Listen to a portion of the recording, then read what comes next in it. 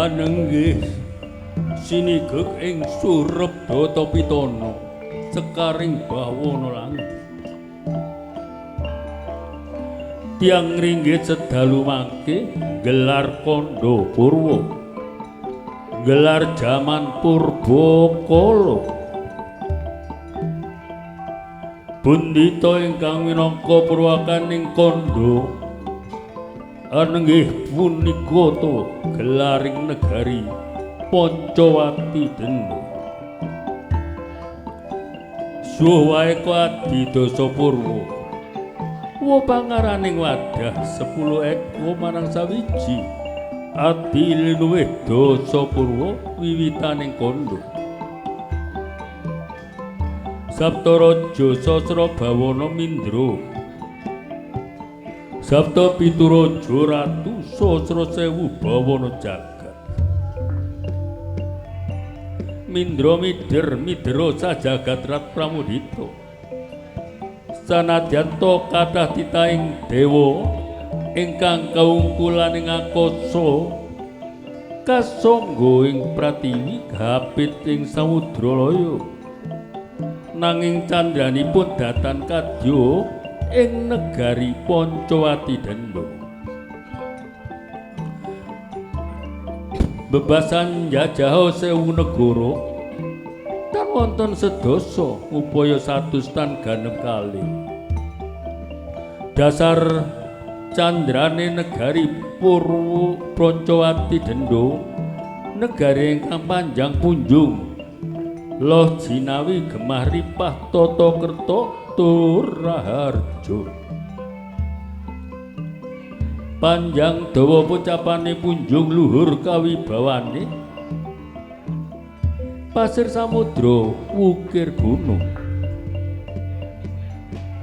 Nyoto negari Pancawati negari ingkang nengnaken pasabinan, ngeringaken tegalan, ngukuraken pagunungan tur mangku bandaran agung. Loh tulus kang sarwa tinandur jinawi murah kang sarwa tinuku. Swasana negari mirah boga lan busana, leripun murah sandang lawan pangan. Ibarat datan wonten para warga ingkang dahar kirang, nyandang cingkrang tondo yen gesangipun sarwa kacekapan.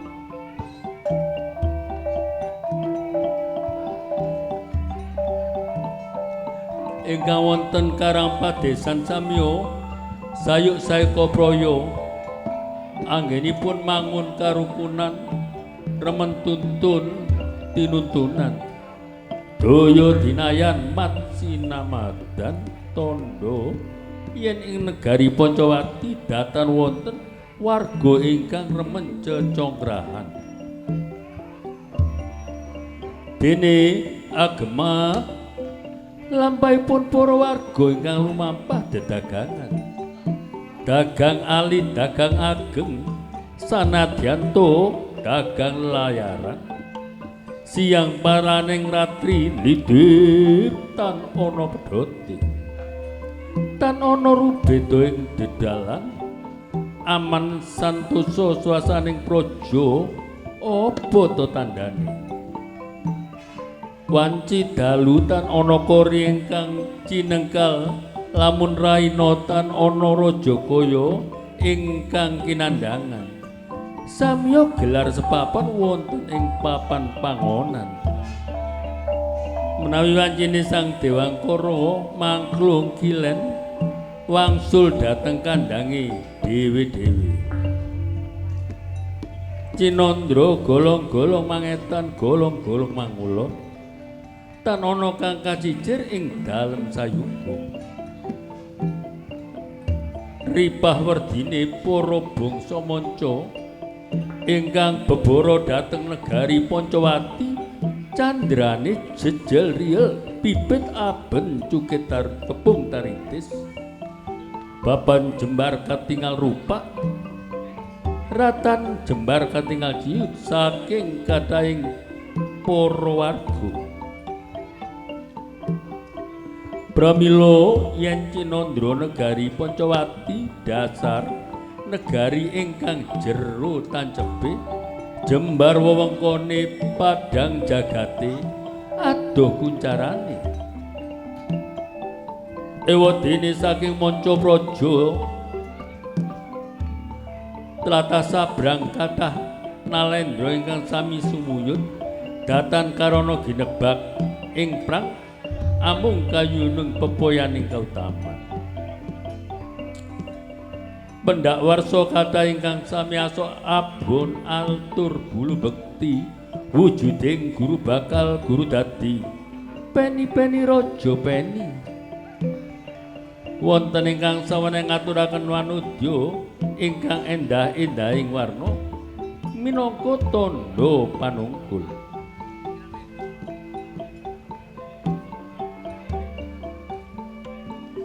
Dasar negari ingkang kahayoman mring dewa jinangkung dening para Jawata sajagat rat pilih tandingi inggih awit para amung praja tansah manunggal tekad kalayan para warga gumregut sengkut genya amangun negari kanthi manunggaling cipta rasa budi lan karsa dadosaken negari Pancawati negari ingkang kondang negari ingkang sinungkanan dening Nalendra Mancapraja.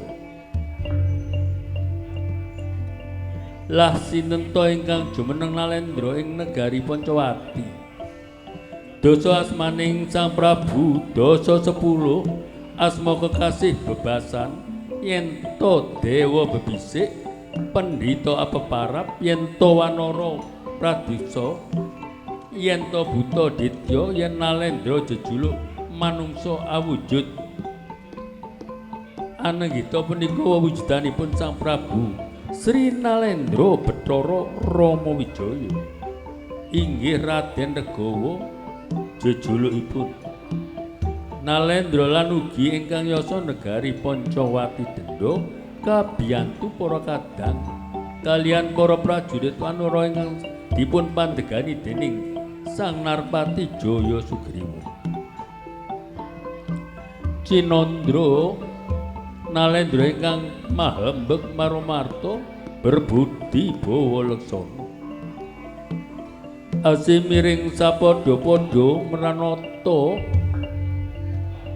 kanthi arep lan wicaksana pantes dadi pandam panganyubaning para warga awit Sang Nata tansah tanuhita dharmahita danahita lan carahita nadyan taksih muda taruna pranyata Nalendra Pancawati saged kiyat anggenipun ngembat pusaraning praja dadosaken negari Pancawati ayem ageng tur agung boten mokal awit Sang Prabu ugi titising Bathara Wisnu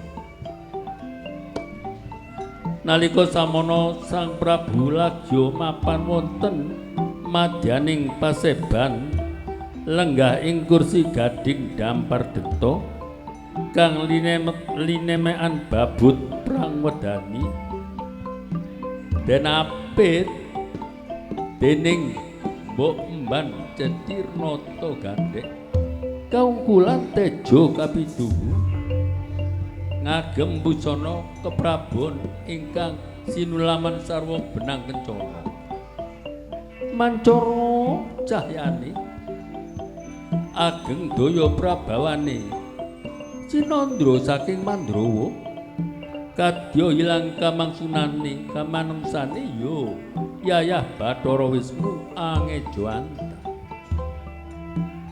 nampi sawanipun ingkang abdi rekyana Patih Narpati Jaya Sugriwa wujudipun wanara ingkang katingal sendeku amari kelu sila tumpang ngapurancang tumanglung jangga pindha konjeng ing pratara wadanane genya angrantos dawuhipun ingkang sinuwun Prabu Rama Wijaya datan kantun sawaning para wadya bala wiwit mantri bupati para prajurit hulu balang senopati perang katingal andir wonten paseban ngantos prapteng pangurahan ibaratan poselo sowaning para kadang sentana dene ingkang marak sowan wonten sakwingkingipun Sang Prabu nenggih punika putra ingkang rayi kekasih Raden Lesmana Dewa inggih Raden Merdapa Sumitra Hatmaja. Satria bagus cakrak luruh pasemone angrantos dawuhipun ingkang Rama dipun rencangi sawetara datan obah. Datan pola pindha Tuguwaja Sinukarta. Namung sajuga ingkang karantos dawuhipun ingkang Rama. Ingkang marak sowan tumungkul amari keluyaya konjem ing Pratiwi inggih punika ingkang asma Raden Kuntawibisana ya Gunawan Wibisana putra Waruju Sang Resi Wisrawa patutan kalian Dewi Sukesi kapernah rayi dening Prabu Dasamuka. Ing dinten samangke Raden Gunawan sampun nyawiji wonten ing kraton Pancawati ngenger dhumateng Sang Prabu Rama Wijaya amargi katundung dening ingkang Raka Prabu Dasamuka. Awit mboten ngego aturipun Sang Rayi Raden Gunawan Wibisana. King daya prabawaning Sang Prabu Sri Bathara Rama swasana rep sidhem permanem ibaratan ana sabawaning walang alisik amung ing jawining paseban kabiarsa ing kukila ingkang wonten ing pucaking wit gurda binarung laras ing gamelan kraton miwah sesendhonanipun para widuwati manganyut-anyut jiwa swaraning tansaya ndadosaken ngesing swasana ing paseban yen to Cinandra tansaya dangu tansaya asri.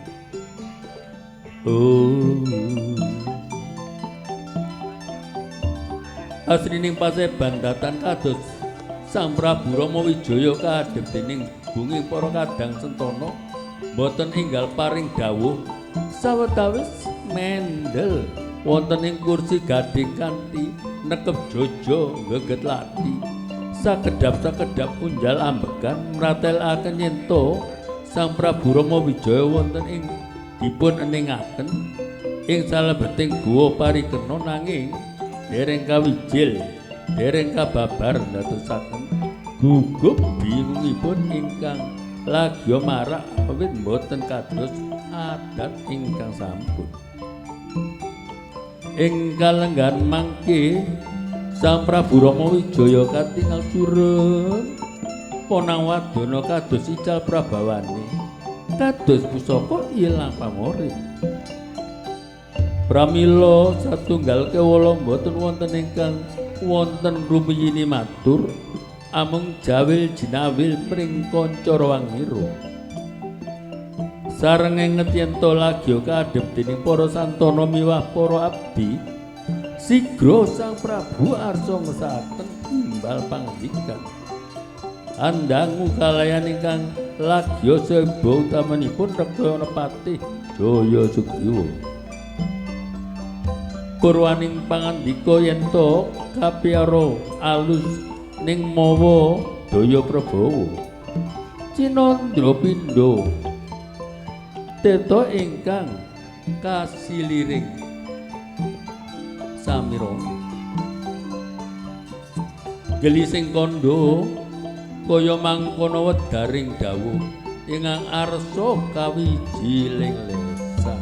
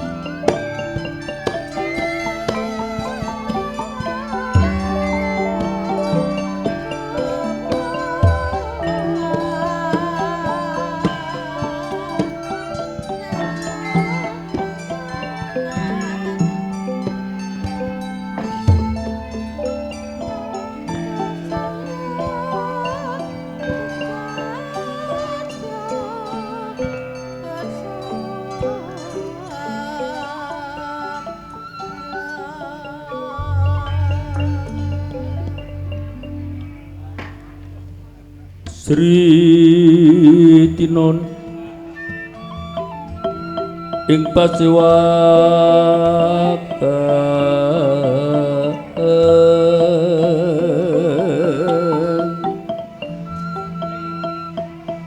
busana maneka warna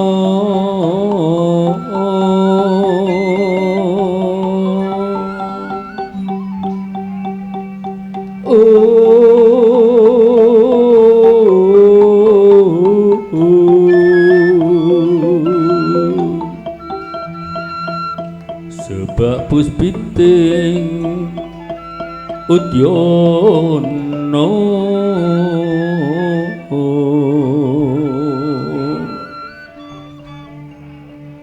miang panjra ingkang sarwa rukma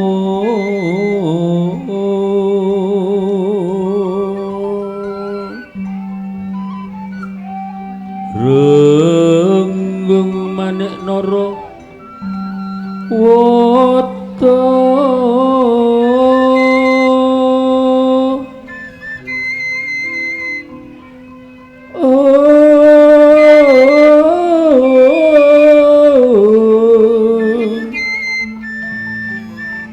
obro prabanyo sumira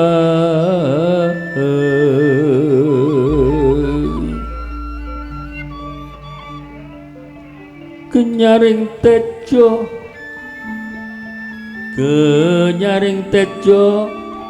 lali weran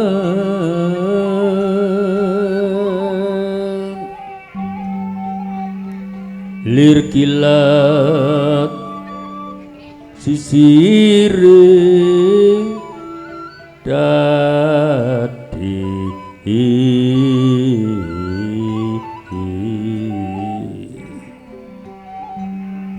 wimbo kekanda amri mingi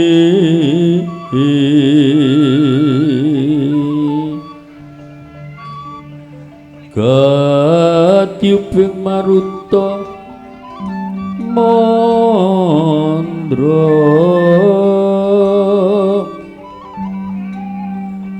separan mangambar kunga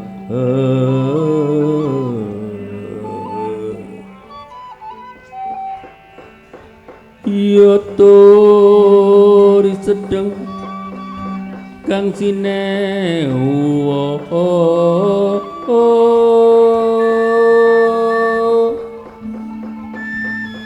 Maha Prabu Rama Bathara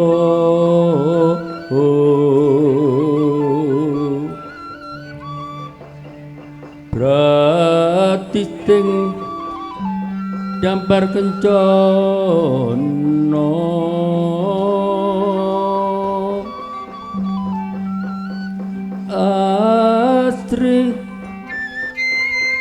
Asri rengganing busana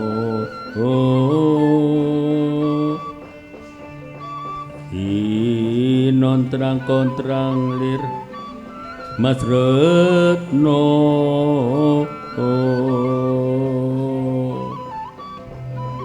kuasanira Triloka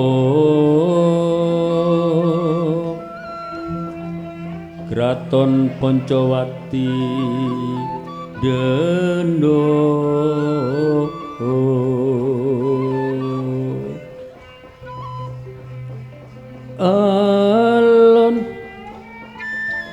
alon sabdaniro sanalendra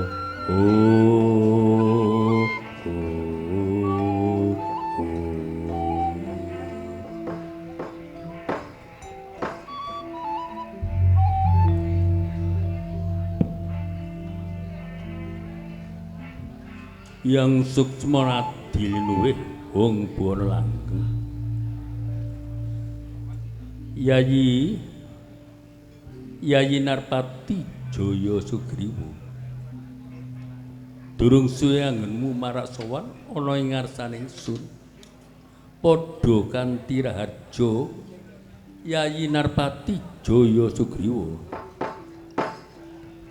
Kawula ringgih dhateng sendika Kanjeng Gusti Prabu Bathara dangu dumateng ingkang abdipun Jaya Sugriwa. Angsal bekas panjenenganipun Gusti Prabu sowan kula mboten wonten alangan setunggal punapa. Kejawi ingkang menika sumbas sungkem pangabekti kula mugi konjuk sandhaping bekodo Gusti Prabu Bathara. Iya Sugriwa dak tampa kanthi gumiraning penggalih. Puja pangestuku wae maragagi tampanana Jaya Sugriwa. Kawula ninggih dhateng sendika. Kula tampi sabdane paduka. Kula tampi atur kekalih tumandung jaja rumeketing wedaya. Dadosaken caya nurcaya teguhan kayuhan dumateng ingkang abdi Gusti Prabu. Iya Jaya Sugriwa diprayogana anggen jeneng sira sowan Narpati Jaya Sugriwa. Kawula ninggih Gusti kados sampun boten kirang prayogi. Kadangipun Kakang Dimas Lesmana Dewa durung siwe jeneng sira sowan ana ngarsaning Kang Raka padha kanthi raharja Lesmana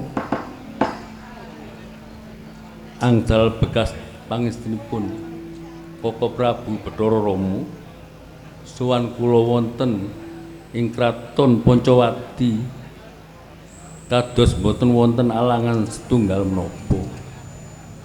Kejawi ingkang menika ingkang rayi nyaosaken sembah sungkem pangabekti mugi konjuka ing sandhaping padha Koko Prabu. Iya Dimas ndak tampa kanthi renaning penggalih. Puja pangestuku wae maragagi tampanana Lesmana Merdapa. Gurawan anggen kula nampi dawuh paduka Koko Prabu.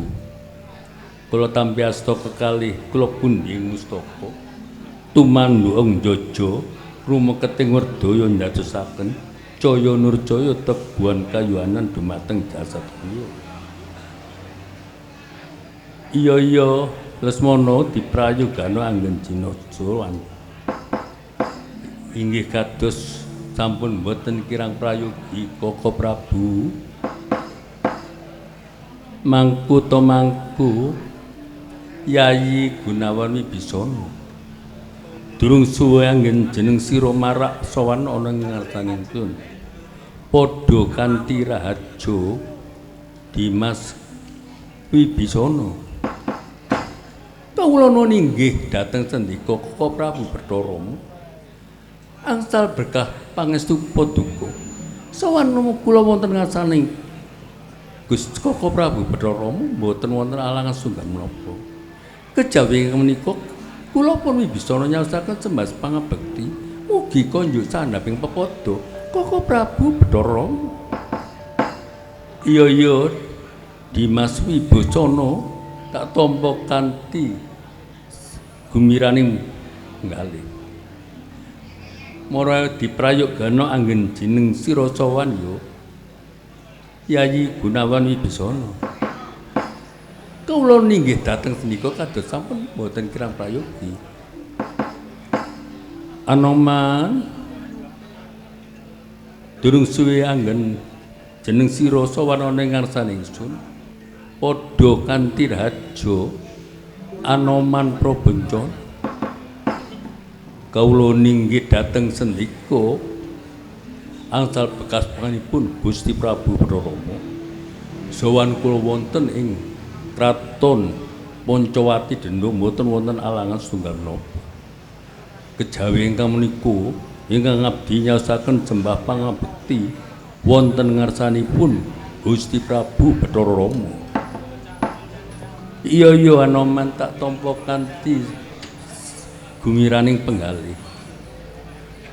Mara diprayoga ana anggen jineng sira sowan ya Anoman.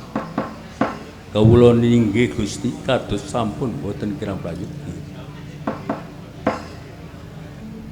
Bali marang Dimas Wibisana. Kawula wonten dawuh Koko Prabu Bathara Rama. Aku arep takon maneng jeneng sira. Inggih. Badhe takon ingkang kados pundi? Menawi kula tingali kados-kados Surya Paduka suntrut kados mboten wonten renaning penggalih.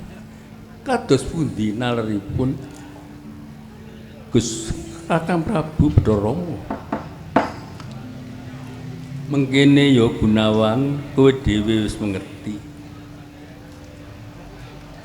Sawaktu ingkang sing dadi senopati saka negara Kalengka ya kuwi adine Dasamuka Raden Kumbakarna. Inggih kasinggan Kakang Kumbakarna dados senopatinipun negari Kalengka. Lah sabanjure kepiye iki? Dadosaken kawuningan Koko Prabu Bathara Rama.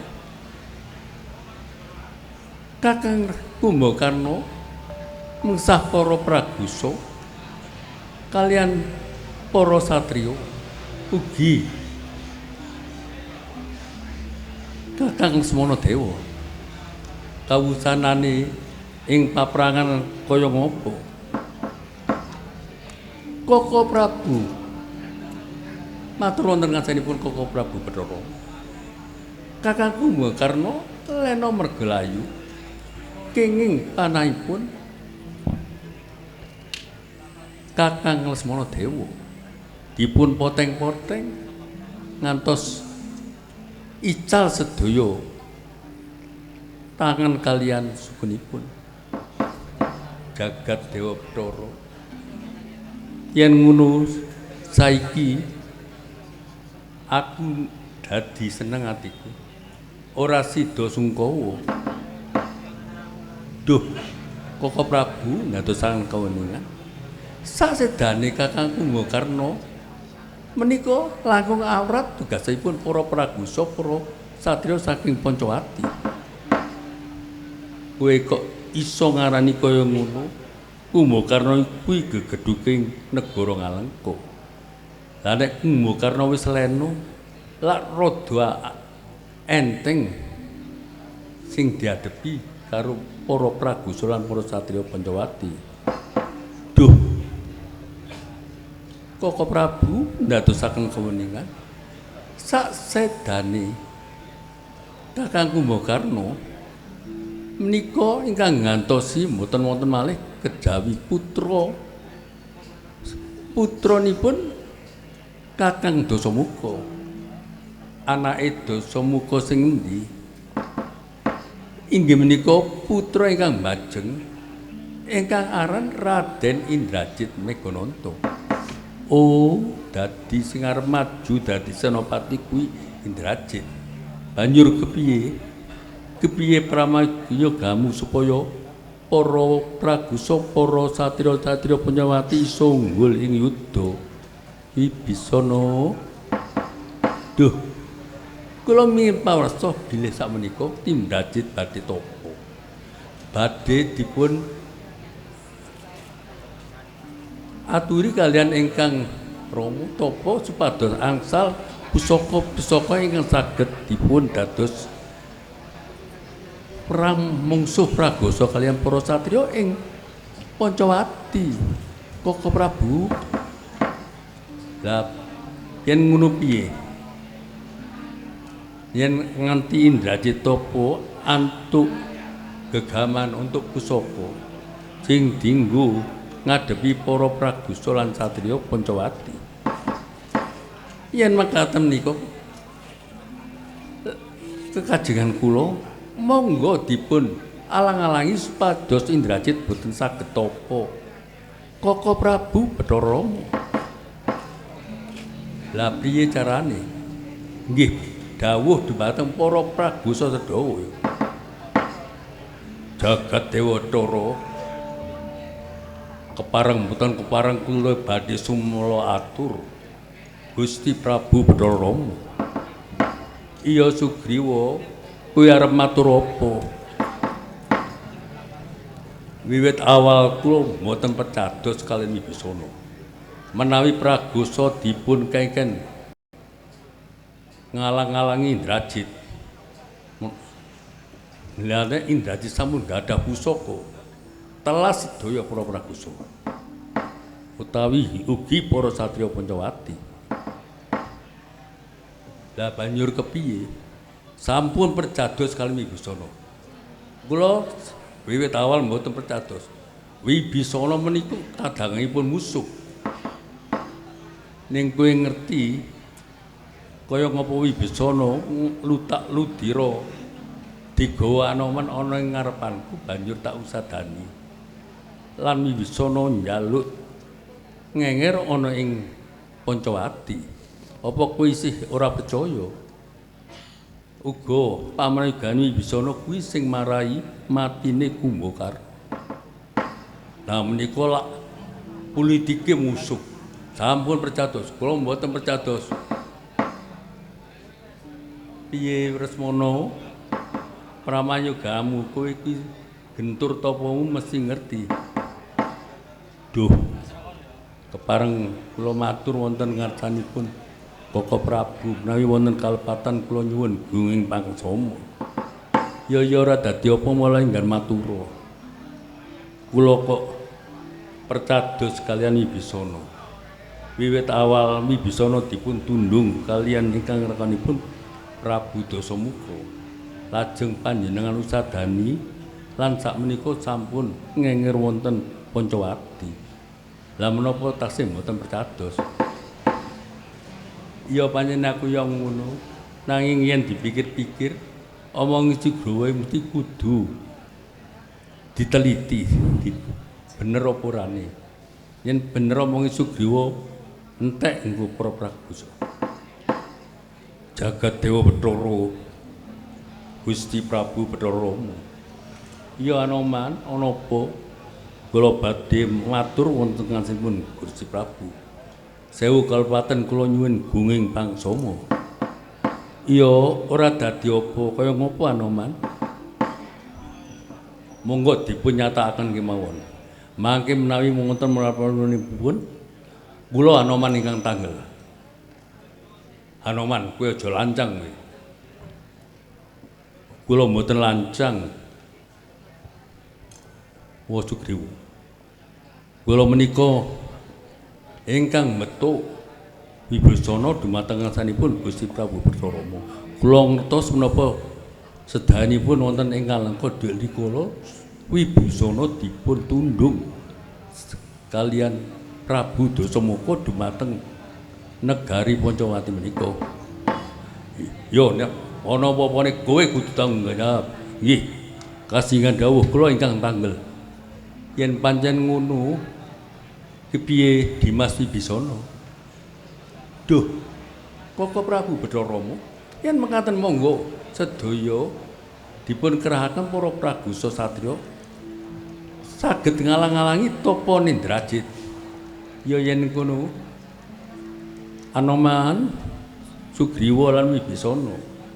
Lesmana uga metu njaba aturan barisan golek ana menyang ndi tapa Indrajit.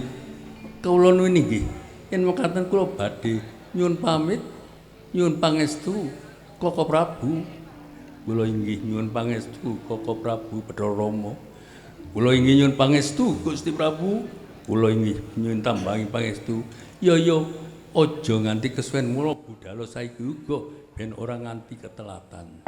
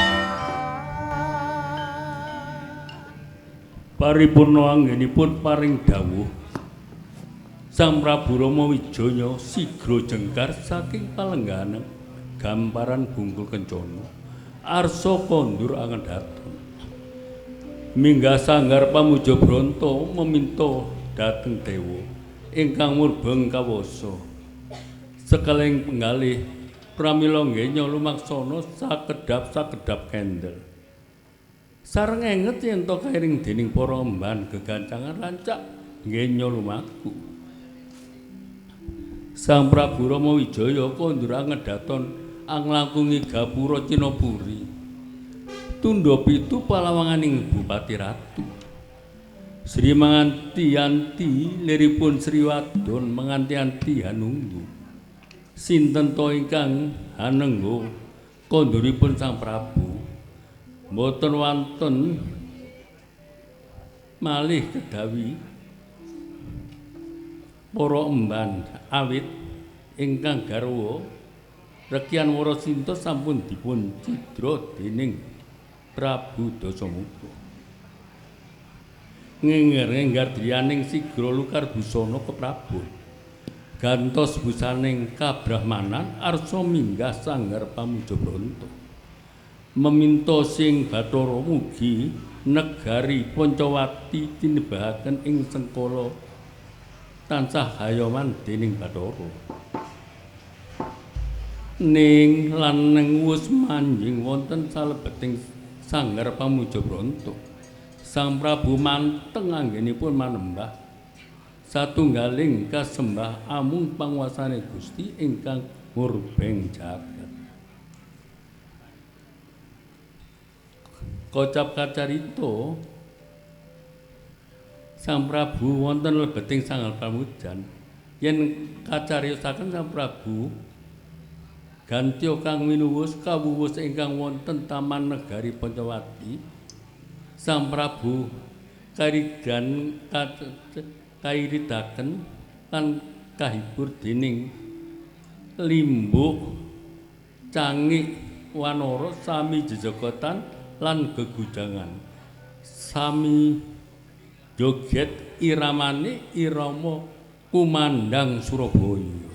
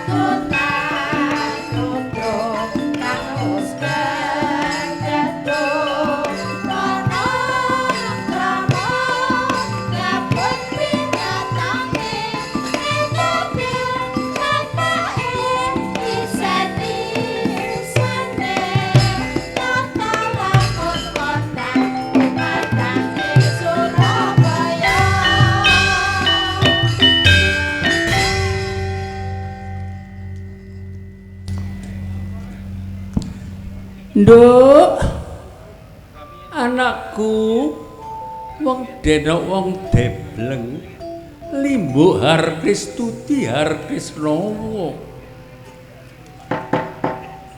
Pancet ae Mas. Nek ngundang aku jenenge ganti-ganti. Lah apa sih, Mak? Lho nduk. Jeneng mau iku aku kepengin duwe anak. Biyen iku jenenge ana ya mok Limbo. Saiki wis kemajuan. Tak tambahi Harkristuti Harkrisnowo. Ojo sembarangan, Mak. Aku gaene ndelok TV. Iku tokoh terkenal iku, Mak. Loh. Iya ta. Lah sampean teko ndi karo ngono? Aku anjen ge nonton TV. Beliau iku pintere ra jamak. Sajane sapa, Mak? Bu Harkristuti Harkrisnowo iku sapa? Iku ketua Dewan Guru Besar UI. Lah. Kok nggowo nawane Guru Besar UI mah ya apa, Mak? Lho, gak krungu kabar ta. Desa Pekukuhan iki koyo ketiban lintang. Lintang ngedayoan, ayo. Jadi iki dudu lintange sing kedayoan, lintange medayok nyang Pekukuhan. Loh, ana apa, Mak? Awakmu lali tah. Iki wis tahun keempat. Mulai ulang tahun Pak Profesor 70, 71, 72, 73 ini keempat iki. Bener Agustusan mesti ditangkap wayang. Dalam rangka kemerdekaan.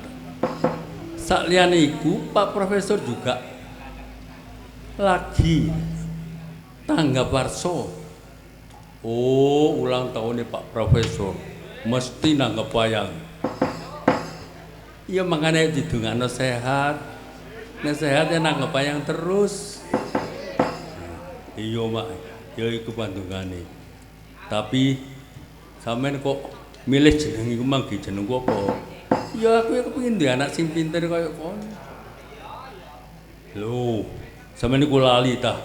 Aku duwe buntut, sampeyan duwe buntut. Mosok dijenengno tokoh ngono. Awake dhewe iki duwe buntut iki amarga sakjane asale menungso. Biyen putrane Resi Gutama, nek cara etanan Resi sinten? Nggih sami Resi Gutama. Kuwi sakjane biyen duwe bojo widodari, duwe anak telu. Sapa wae, Mak?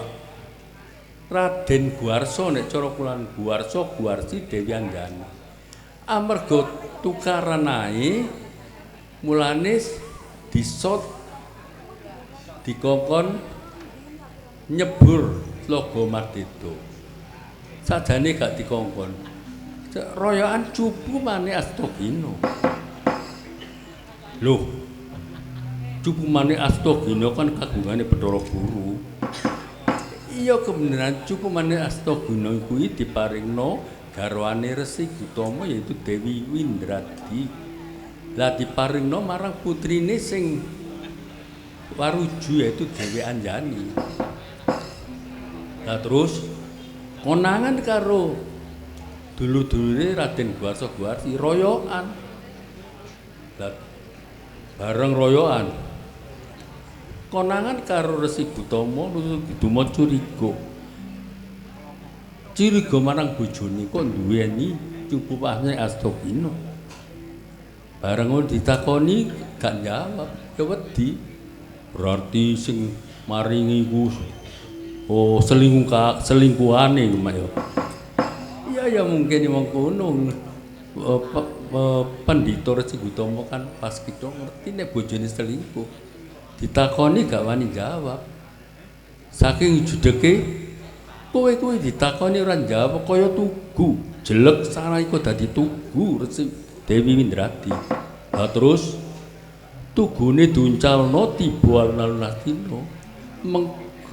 Sorry lagi. Ngalengka iki critane Ramayana kok Ngastina. Tiba meng alun-alun Ngalengka. Besok menawa ana perang gede ya kaya saiki iki mengko yen Gustimu Prabu Bathara nguruk menyang alengka ana sawijining satriya wanara sing jebol tugu digeplukno marang Senopati Ngalengka nalika bali dadi widodari. Lho, sapa satriya Ngalengka mau? Patih Prahasta. Nek ngono wis kelakon saiki. Wong Prahasta kan wis gugur ana kelagan perang. Iya, dikepruk karo Raden Anila. Oh, ngono to, Mak. Lah banjure bareng rebut cupune piye? Lah mergo anake tukaranae cupune dibuang adoh kejebur Tlaga Madirta. Guwarsa-guwarsi nylurup marai cupu mang. Terus adine anjani nututi gak wani slurup ora uthok. Sanalika guwarsa-guwarsi dadi bedes awake, anjani mok raine dadi bedes. Oh, aku lagi ngerti, Mak. Nek eling tutur-tuturane wong-wong biyen iku, aja tukaran ambek dulure engko dadi bedes, berarti teko cerita iki ya, Mak ya. Iya ya ngono iku makane aja tukarane sak dulure engko dadi bedes. Iku salah sijine sumbere, mulane wong biyen iku tutur-tutur ngono. Oh, dadi awake dhewe kon harapan dadi menungso maneh. Iya, makane kowe tak jenengno Harkristuti Harkrisnowo. Oh, mudeng aku ngerti iki. Lah, opo panjenengane rawuh nang pekukuhan iki piyambakan? Oh, akeh tunggale guru besar sing pinter-pinter kabeh. Oh, nek gak pinter gak dadi guru besar sih. Tapi ana sing istimewa guru besare. Istimewane opo? Ana guru besar sing iso ndalang masih nekat. Oh, iya Mak, aku ngerti. Ya aja dilokno, Mak, isi karemane guru Pak Profesor. Mas yo dilok apa ndol-ndalang sak karepe pokoke sak isone mergo saking senenge mbek wayang. Iya, Nduk, ayo disengkuyung. Wayange yo akeh. Pak Profesor kagungan wayang meh sak kotak. Oh, ngono ta, Mak. Wayang teko ndi ae? Ya teko ndi-ndi ae. Sing paling terkenal ya gaweane Mas Marto. Lah iya, Mak, wayang sak meniki iki gaweane Mas Marto kabeh bali. Tuh. Mulane, Mak, gak kau berabi gawe wayang terus. Lah nek kok leren gawe wayang terus dalang-dalang iso apa sing layan? Ya mbok ngasu-ngasu diluk cuti ngono, Mak. Cuti golek bojo. Iya, Nduk. Dadi sakliyane panjenengane Profesor Harkristuti Harkrisnowo iku kancane akeh. Lah kok teko kabeh nang kukuan iku apa kate buwuh be ana kemanten be, Mak. Lah sapa sing dirabekno lho kene wong wis entek. Yo be Pak Profesore. Wis gano harapan ditawani balak-balik yo mencep-mencep ae. Nek gak ngono yo kok ae burine dirabekno ae. Burine sing ndi sih?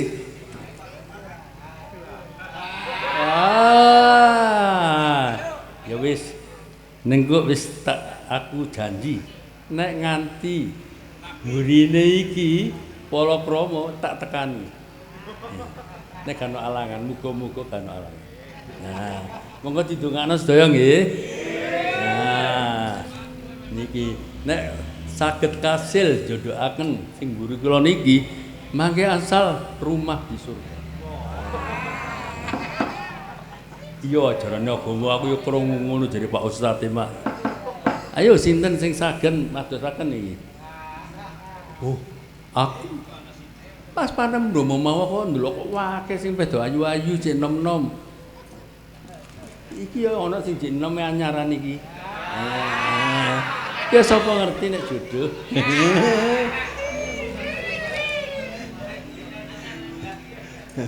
Iya, Mak, wis. Iki guyon. Tapi muga-muga guyon dadi temenan. Jadi ditawani sing remo. Jarene Tahiz dan Komes sing ngremo iki. Opo Tahiz dan Komes iku mak? Tahiz dan Komes ya cara Malangan wali enae apa sih?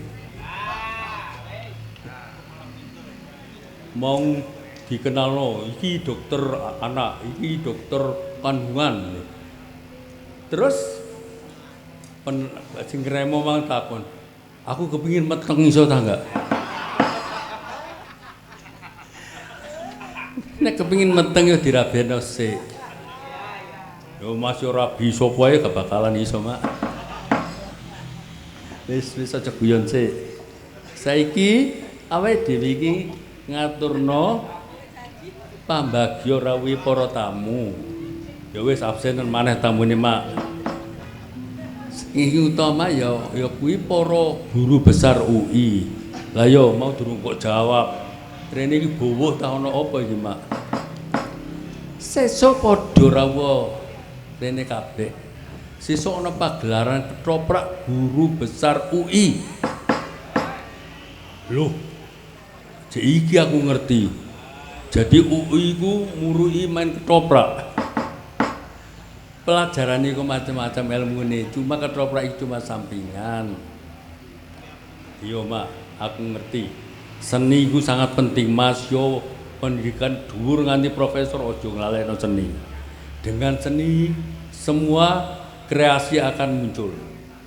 Sumpah itu ngalami dhewe aku. Pak profesor wis mengalami. Iya pancen ngono ajarane. Otak kanan kiri mesti kudu seimbang. Antara seni dan ilmu pengetahuan yang matematis kudu seimbang, jadi gak kaku. Iya, Mak. Setuju, aku itu seneng aku. Terbukti ngantek umur 77 tahun iku yakin iya yang ngono iku yang dongakno ae deloken dhewe ya muga-muga diparingi panjang umur sehat mergo sering main nonton wayang mulai cilik. Nah itu ya wis mari guru besar sesuk main ketoprak. Lakone apa? Lakone Sang Minak Jinggo mengko mungsuh Damar Wulan iku legendar tapi dasar sejarah, Nduk.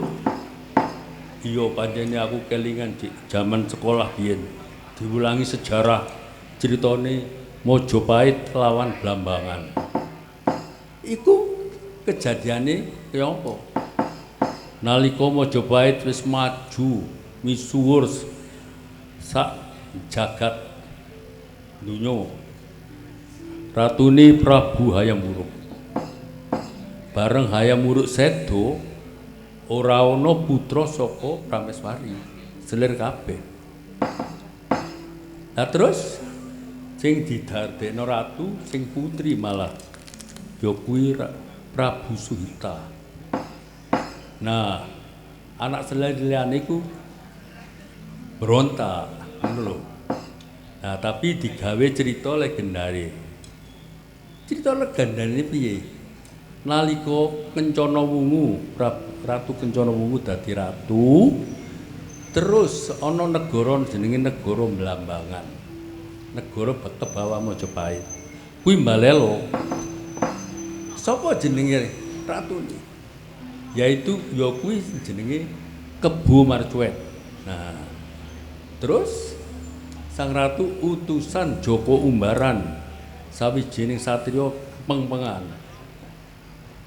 Joko Umbaran nyerbu Blambangan sing balelo mau, sing berontak mau. Iya, Mak. Bareng Joko Umbaran lunga menyang Blambangan perang rame karo Kebo Marcuet. Joko Umbaran menang tapi awake pletotan kabeh, hancur kabeh. Dhewe ngrasa paling berjasa gak gelem bali nang Mojopahit. Mojopahit sing kudu tunduk menyang Blambangan. Nek nang legenda ketoprak dijenengno Minak Jinggo.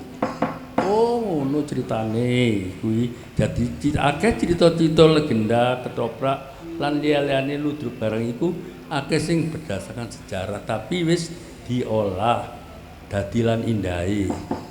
Iya, Mak, mulai jeneng Puyo. Ngerti nggak mak sampean? Apa? Ketoprak sesuk bengi iki itu yang pertama kali dalam sejarah. Ke zaman kemerdekaan gak tahu ono ketoprak di pekukuhan. Oh iya ta. Ketoprak pertama kali penampilan perdana sing main guru besar pisan. Apa gak hebat iku mak? Wah, muga-muga iso mlebu dadi sejarah iki mak. Lan iso dadi tradisi. Tiap Agustusan diundang maneh para guru besar main ketoprak dari selingan karo wayang. Setuju banget iku mak. Jadi cek gak bosen ke wayang tok yo diselingi ketoprak. Yo. Nggih. Engko nek sampean gawe ini sampean tak tambah ketoprak. Iya Nduk. Wis gak kan ngomong ngejibret. Saiki ayo nembang ae. Saderenge nembang kula tak ngundang enten 2 sinden tamu saking guru besar. Monggo Ibu Profesor Erni Purwaning Tias kalian Profesor Yeni Endang, monggo. Kasih bungu, monggo. Panggil.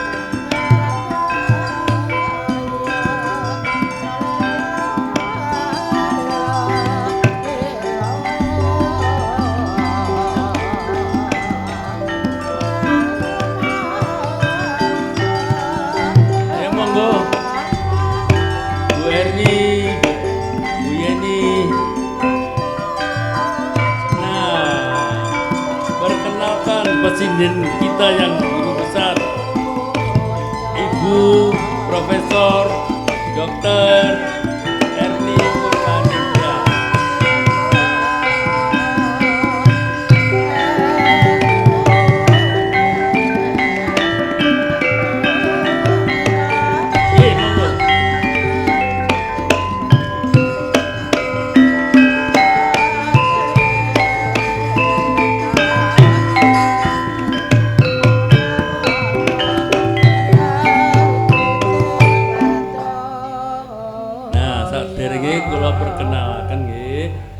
Niko Ibu Profesor Dr. Erni Purwaning Tias, spesialis farmakologi. Purwaning ya, eling pacarku sing biyen Purwaning Tias. Ketahuan. Ketahuan.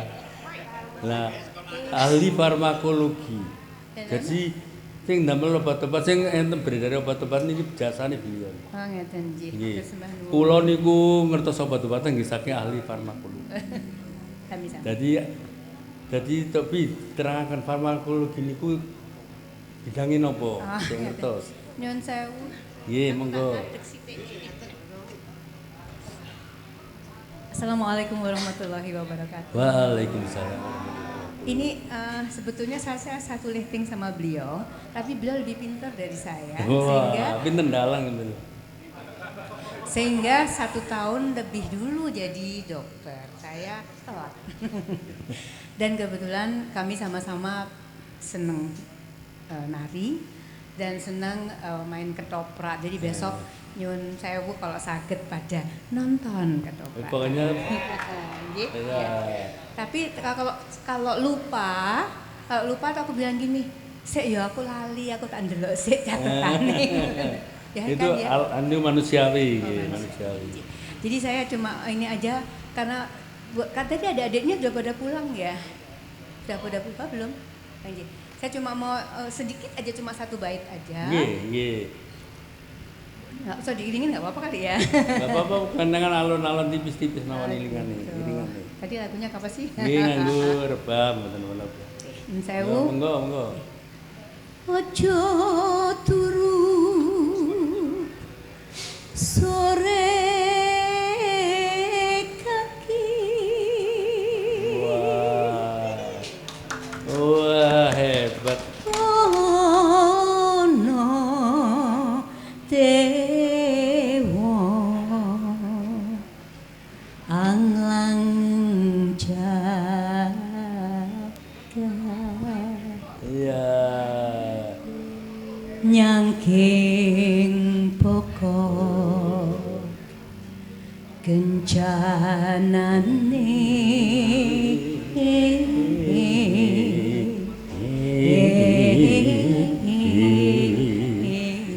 gila kan ngene tuh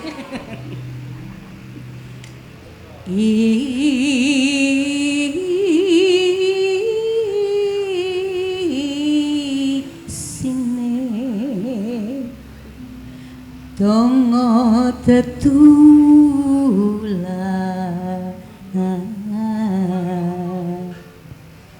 apa lagi terusannya? Sandang kelawan pangan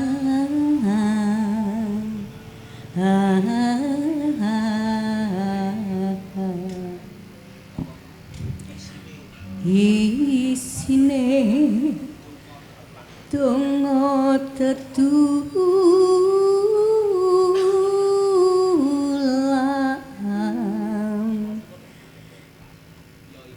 yo iku aku tadi sudah nyontek tapi kok lupa ya.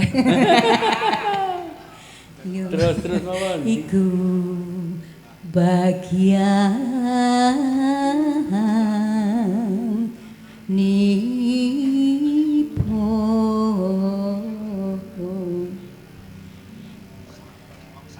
wong sabar melek lan nerimo. Ngaten nggih? Ampun nggih. Jadi Tepuk tangan, hebat nih. mohon maaf. Tadi Jadi- saya udah nyontek, udah tak hafalin tapi lali. Itu Mboten adalah menapa niku. Itu Jadi, adalah, hebat. itu adalah tanda bahwa sudah pikun. Dereng. Guru besar itu kan boleh pikun toh ya. Ini matur nuwun sangat, mugi gigi saged menghibur seketika. Amin, saged Amin pasti. saged. Matur Pokoknya sembah hebat. nuwun. Monggo assalamualaikum warahmatullahi Waalaikumsalam warahmatullahi wabarakatuh. Aduh, mana? Nduk. Apa, Mak? Durung tentu awakmu iso kaya ngono. Wis pinter ngracik obat, ngracik swara, ngracik tembang, ngracik bumbu bareng, pinter masak juga. Lah niki lagi masak rupane, masyaallah.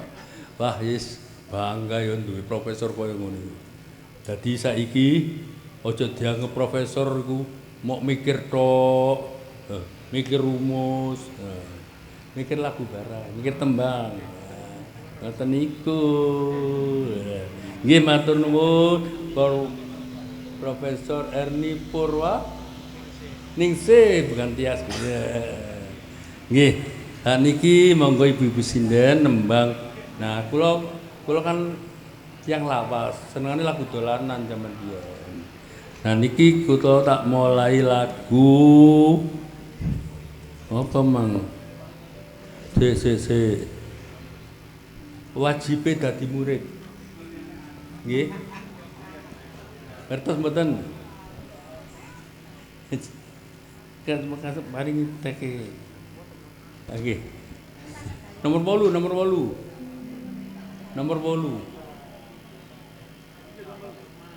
Enten mboten? Enten. Wajibe dadi murid ora kena pijer pamit kajaba yen lara loro tenan ora loro mung etok-etokan lan maneh kudu pamit nganggo layang. Wajib yen wis mari larane kudu enggal mlebu ning pamulangan aja enak-enakan suwe-suwe mundhak bodho lunga-lunga kaya kebo bocah bodho sok yen gedhe ngalor ngidul plonga-plongo. Ayo sekali sampean Mas Dali. Anak sekolah isi musuh gak iso. Ayo. Dadi iringi alun-alun nggih. Ayo Pak Surono yo aline. Baik Pak Surono. Ayo monggo Pak Surono. Ayo mulai. Niku lho cepeng niku. Mas monggo ae. Ayo. Mulai nggih. Wajibe dadi murid ora kena pijer pamit kajaba yen lara tenan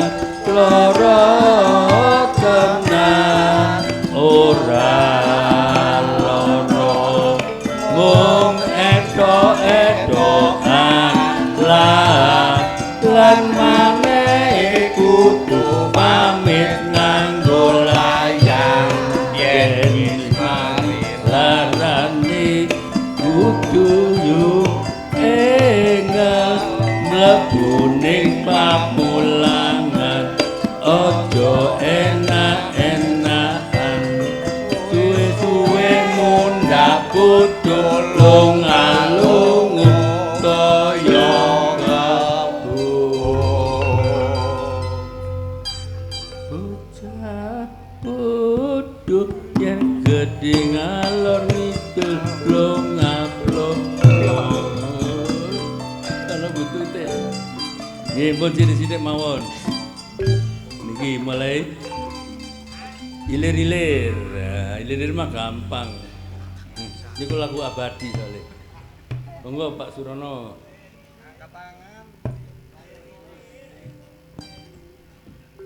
Ilir-ilir tandure wis sumilih tak ijo royo-royo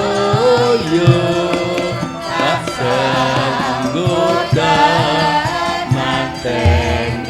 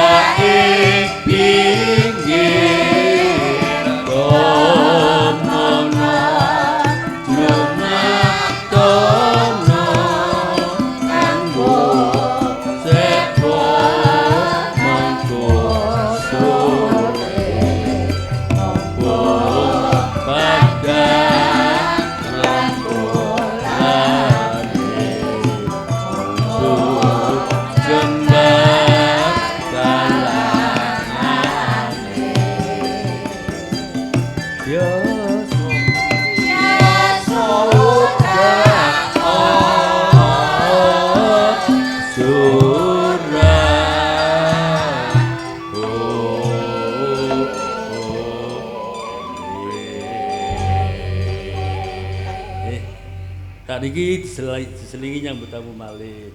Nah niki wonten tamu wajib, tamu langganan. Pasti hadir dari mulai acara wayangan yang pertama. Dr. Nafis dan kawan-kawan mboten tahu absen, alhamdulillah matur nuwun sanget nggih. Pokoke panjenengan niku walaupun kula mboten ngundang mesti rawuh. Mangyubi. Good. Enten malih sinten sing dereng disebut? Oh, Mas Agung gurune bocah-bocah wau. Nggih. Terus enten malih sinten? Mas Harsono. Oh, Pak Dalang Sarjono. Dan mulai siang mau pun kepanggih. Pak Awa Dalang Aris ini konco dhewe. Ngaku konco padahal dhewe wis paling ahli dalange aku sik belajaran. Pak Aris nih konco akrab. Dalang metal Pak. Oh Pak Tuko nggih. Oh Pak Tuko Haji. Terus Pak Dalang Dali. Ini lali mburiku e. Sinten malih niki sing dereng tamu sing kula dereng kepanggih. Sinten? Oh nggih. Ngapunten menawi kula dereng kepanggih mboten kasebat, pokoke sedaya mawon kula matur nuwun rawuhipun. Monggo di sengkuyung disekecakaken setiap pagelaran wonten Baitul Munasir niki nggih. Nah, saniki kula nerusaken lagu-lagu dolanan terbiasa ngoten lho. Ojo nganti ilang warisane, padahal niku lagu-lagu yang penuh makna. Nek perkara maknane lagu-lagu Pak Surono ingkang ngertos sedaya niki. Dan niki nyambung lagu Aku Duwe Pitik. Nah, pitik niku sebetulnya sumber ekonomi lho. Mboten pitik, mboten enten ndok. Nek mboten enten ndok, mboten saged ndamel sarapan sing cepet. Nggih to? Nah, ayo monggo nih. Aku duwe pitik tuku saben dina tak pakani jagung petok gogok petok ndok pitu tak ngremake nakas telur retron belum tanpa wulu megal kan gawe nyambung nggih. Sluku bathok, ayo nggo. Sluku bathok. Ayo. Monggo, sinten sing pendatang baru niku? Asmane. Niki panjenengan sinten? Mbak Cucu. Mbak Sulis niku kula ngertos niku. Niku nggih rajin niki. Rajin sering niki. Ayo monggo. Sluku bathok elo irama menyang Solo oleh payung muda bajake kula lebah wong ati ora obah yen pamekeni bocah yen urip golek duwe sluku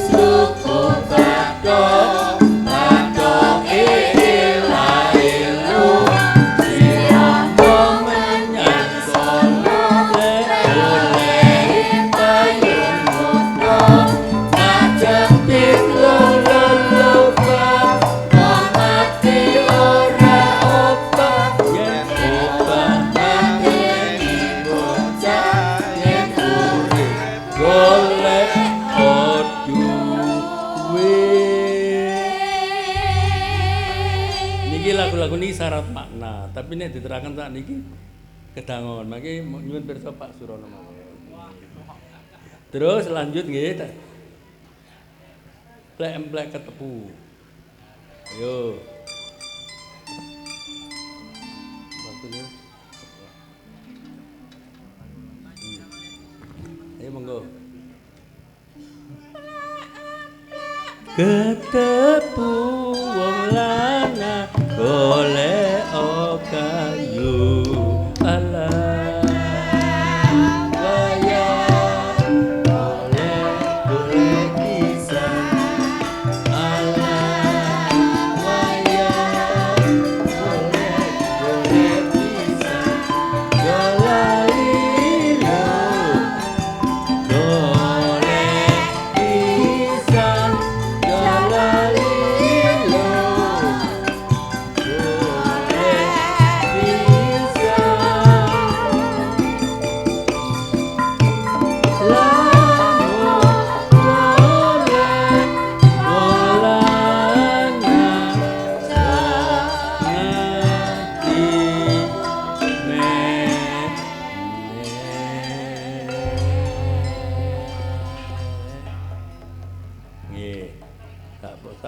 tak potong mawon. Saniki sarsur kulonan. Sarsur kulonan ma kema irit tete ta oya irit tete ta oya yen ketanda dadi gawe hati mesti mati tak berdile mimes besi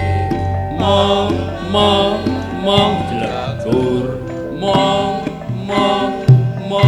jelegur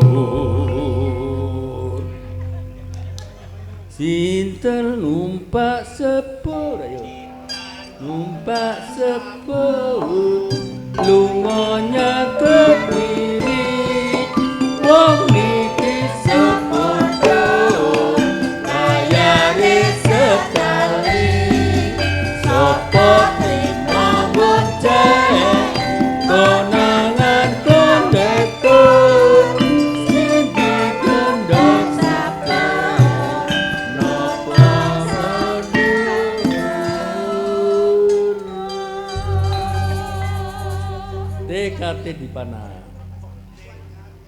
TKT dipana ni surga laga ono manduk onde mbok sikate mbok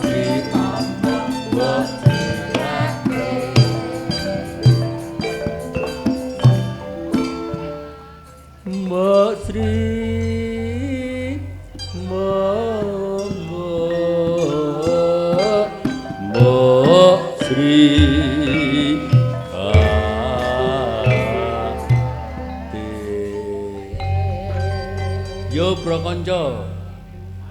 Yo prokonco dolanan ing jaba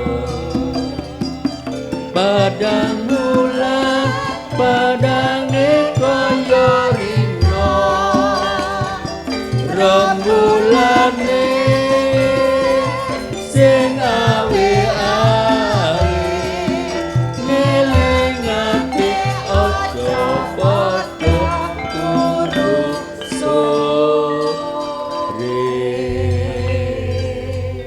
saniki terakhir dicik-dicik Banyumasan. Yuk.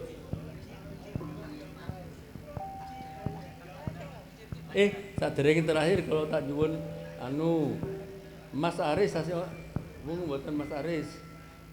Lali aku nek duwe dalang lan cinden. Mas Aris monggo. Ayo Mas Aris, jok singitan ae. Dikake sinden ayu-ayu lho. Pundi Mas Aris?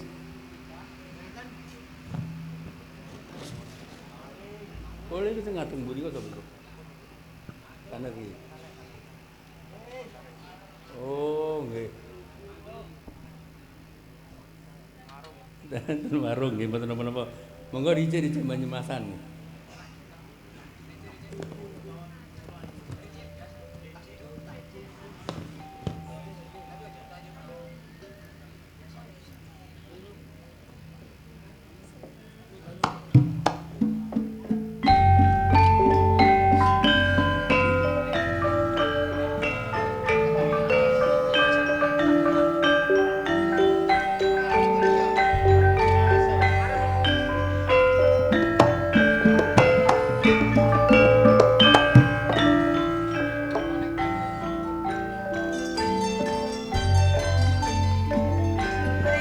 Iku mricik krimise wis teka sedelamane Bapake wis teka nyongkake aduh Rika mertan apa Engkau berkani isi Jeku mricik mimisi wis teka sedelamane Bapake wis teka nyongkake aduh Rika kenapa Ugus berkani isi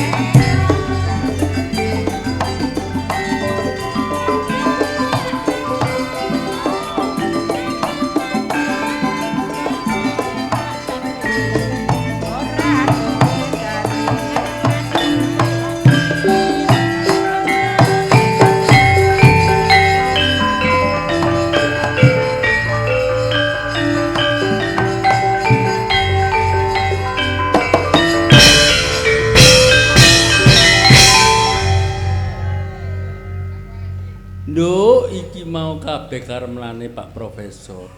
Nek diterus-terusno nganti esuk ya durung tutup. Wis saiki bendoromu Gusti Prabu Bathara po ngenteni awake dhewe. Ayo padha sowan marang Gustimu Prabu Bathara. Ya mak tak derekno.